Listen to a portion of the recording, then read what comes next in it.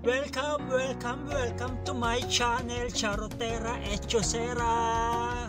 Hello po sa inyo, kumusta po kayo?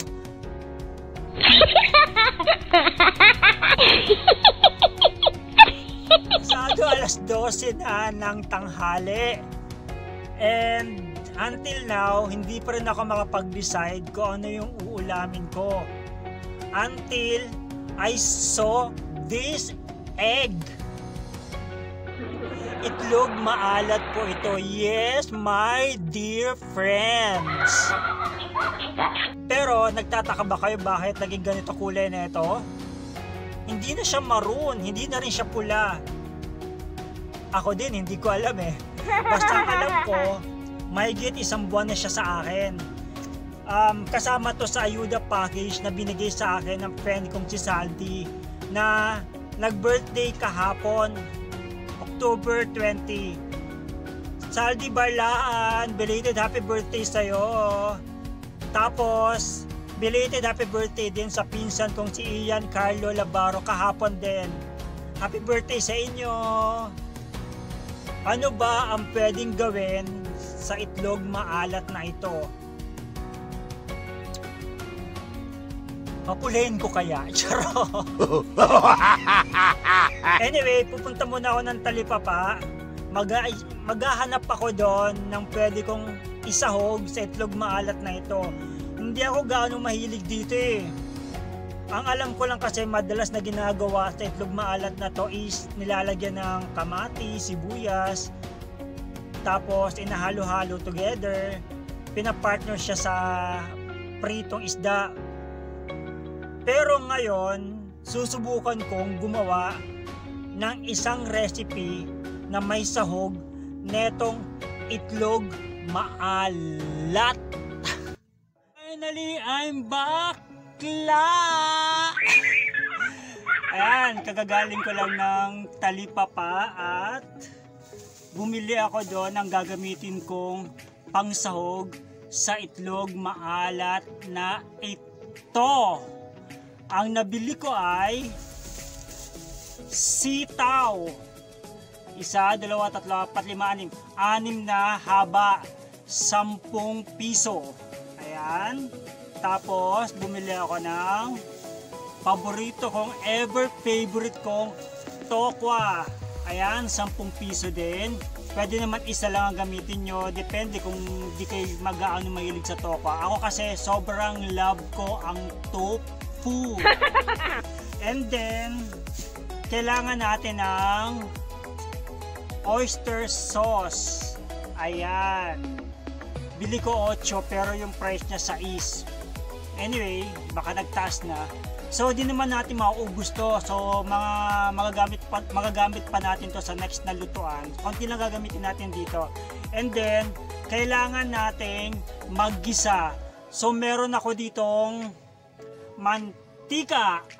And then, sibuyas, bawang, at luya, pampatanggal ng lansa. Without further ado, simulan na natin ang pagluluto!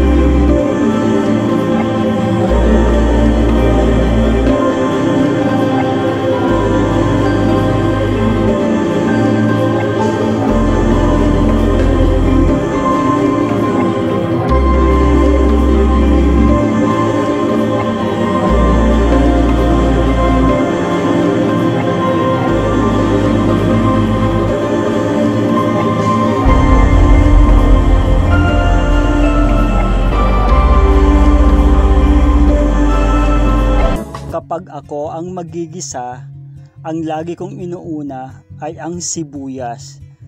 Para makaganti man lang ako, no? Kasi lagi niya akong pinapaiyak. Pero no kidding aside, dapat po talaga una ang sibuyas Kasi mas madali pong masunog ang bawang pag yun ang inuna natin.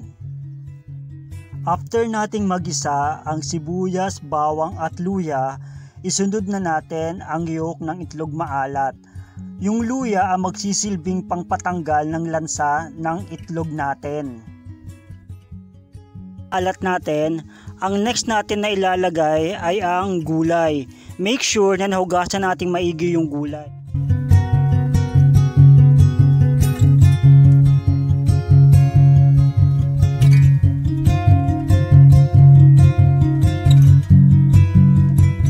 And then, we'll add some oyster sauce. Tapos, dadagdagan natin siya ng mga half cup ng water. Tatakpan natin para maluto yung gulay.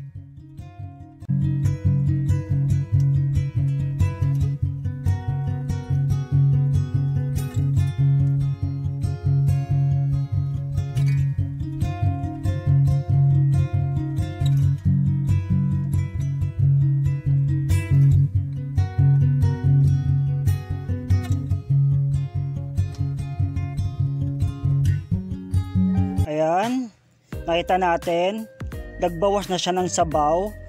Tapos, check natin ngayon kung luto na yung gulay.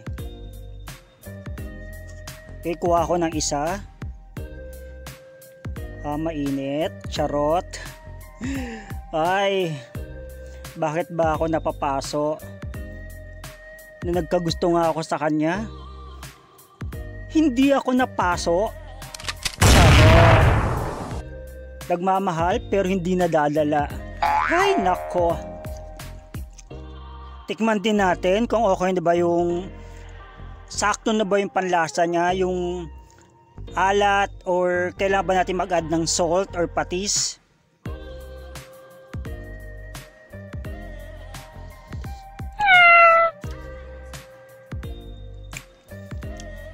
In fairness guys, mga bakla, ang sarap. Luto na rin naman siya. Depende po kasi sa inyo kung anong gusto nyo. Masabaw ba? May sabaw ba? Or dry? Ako kasi, mas preferred ko yung ganito. May sabaw siya. So, okay na sa akin yung ganito. Papatayin ko na yung apoy. And then, pwede na natin i-add yung tofu, yung tokwa, at yung natitira nating itlog.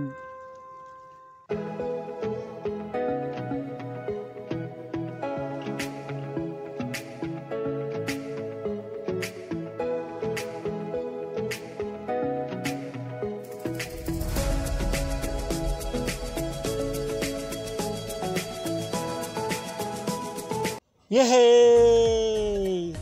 Presenting to you, ginisang sitaw na may itlog maalat recipe. First time ko po itong gawin at sobra po akong nasatisfied sa naging resulta. Matipid po ang recipe ito dahil gumastos lamang po ako ng wala pang 30 pesos. Hindi ko na po isinama roon ang itlog maalat, sibuyas, bawang, luya at mantika dahil may stock naman po ako noon.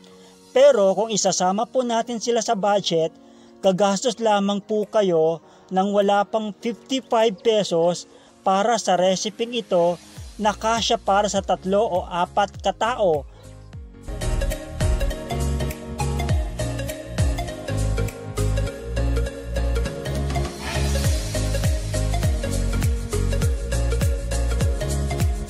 Yun na nga, bago ako dumalo, kakain muna ako ng lunch ko. Pero bago yon, mag-shout out muna tayo sa mga sumusunod. Shout out kay Sis Maricel Robles Egualan. Sis Ma, belated happy birthday nung September 30 ba yan? Hindi kita nabate. At ayan, bawi na ako sa utang kong shout out sa'yo.